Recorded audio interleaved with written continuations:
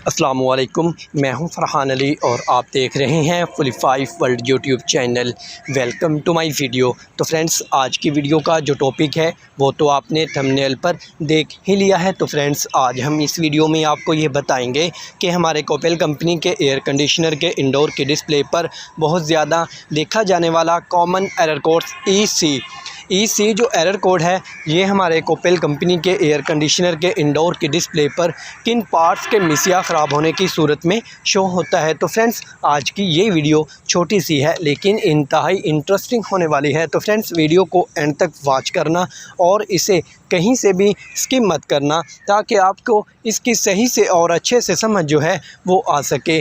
तो फ्रेंड्स, चलते हैं वीडियो की जानिब और हम वीडियो को स्टार्ट कर लेते हैं बिना किसी टाइम वेस्ट किए। तो फ्रेंड्स, अगर आपके घर में या आपके ऑफिस में कोपेल कंपनी का एयर कंडीशनर जो लगा हुआ है और आपको इसके इंडोर की डिस्प्ले पर EC का एरर देखने को मिला है, तो फ्रेंड्स, जो इसका फॉल्ट है वो है रेफ्रिजरेंट लीकेज डिटेक्शन।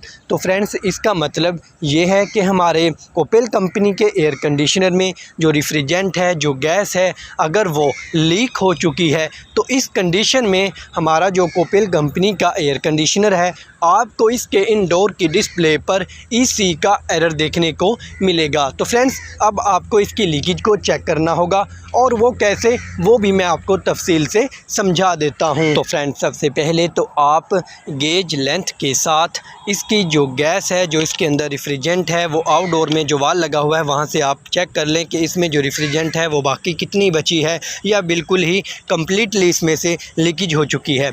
तो फ्रेंड्स, अगर इसमें गैस हो तो फिर फ्रेंड्स आप इसकी लीकेज को चेक कर सकते हैं क्योंकि उसके अंदर पहले से प्रेशर मौजूद है। अगर लीकेज हो रही है तो फ्रेंड्स आपको उसकी लीकेज को तलाश करने में आसानी होगी, ना कि आपको प्रेशर भरने से आपका टाइम जो ज़ाया होगा वो बच सकेगा। तो बिलफर्ज फ्रेंड्स, अगर इसमें से गैस जो है वो बिल्कुल ही लीकेज हो चुकी है तो फिर आपको इसके एयर कंडीशनर में दोबारा से प्रेशर भरना होगा और आपको इसकी लीकेज को चेक करना होगा, क्योंकि अगर आप लीकेज चेक किए बगैर ही इसमें रेफ्रिजरेंट को रिफ़िल कर देंगे तो वो दोबारा से जो गैस है वो निकल जाएगी, क्योंकि जो इसमें फॉल्ट है लीकेज का वो तो आपने तलाश ही नहीं किया। तो फ्रेंड्स, आपको इसमें प्रेशर देकर इसके जॉइंट्स जो इनडोर टू आउटडोर हैं, जो पाइप किट के साथ लगे होते हैं, इन जॉइंट्स को अच्छे से चेक करना होगा। इनडोर के जो यू होते हैं, इन यू को अच्छे से चेक करना होगा। ये इनमें काफ़ी लीकेज का जो फॉल्ट है ये आता है। और इनके जो आउटडोर यूनिट है फ्रेंड्स, आउटडोर यूनिट में जो कंडेंसर होता है, इस कंडेंसर में जो यू होते हैं, इन यू से भी गैस लीकेज हो सकती है,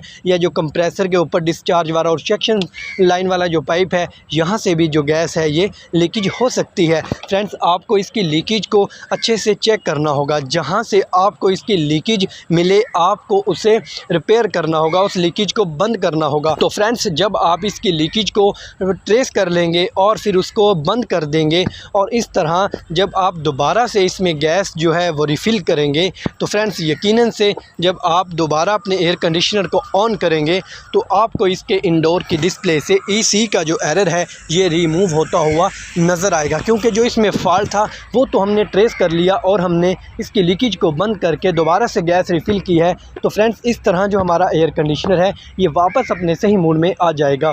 तो फ्रेंड्स, अगर इसमें गैस कम हो, काफ़ी कम हो जाए, तो इस कंडीशन में भी आपको इसके इंडोर के डिस्प्ले पर EC का एरर देखने को मिल सकता है। तो मैंने आपको पहले बताया है, पहले आपने गेज से इसकी जो गैस है वो चेक कर लेनी है कि इसमें कितनी है। तो फ्रेंड्स, इस तरह जब आप इसके तमाम पार्ट्स को अच्छे से चेक कर लोगे, लीकेज को चेक कर लोगे और बंद कर दोगे, तो फिर इस तरह हमारा जो एयर कंडीशनर है ये वापस अपने सही मोड में आ जाएगा और ये अच्छे से कूलिंग करना शुरू कर देगा। तो फ्रेंड्स, यही था मेरा आज की वीडियो का टॉपिक जो मैंने आपके साथ शेयर किया। वीडियो अच्छी लगे लाइक करें, दोस्तों में शेयर करें। अगर चैनल पर न्यू है तो इसे सब्सक्राइब कर लें। इससे फ़ायदा ये होगा कि मेरी हर मालूमाती वीडियो का जो नोटिफिकेशन है वो सबसे पहले आपको मिल सकेगा। तो फ्रेंड्स, चलते हैं, मिलते हैं एक नई वीडियो में नई मालूमात के साथ। तब तक अपना ख्याल रखिएगा। अल्लाह हाफिज़।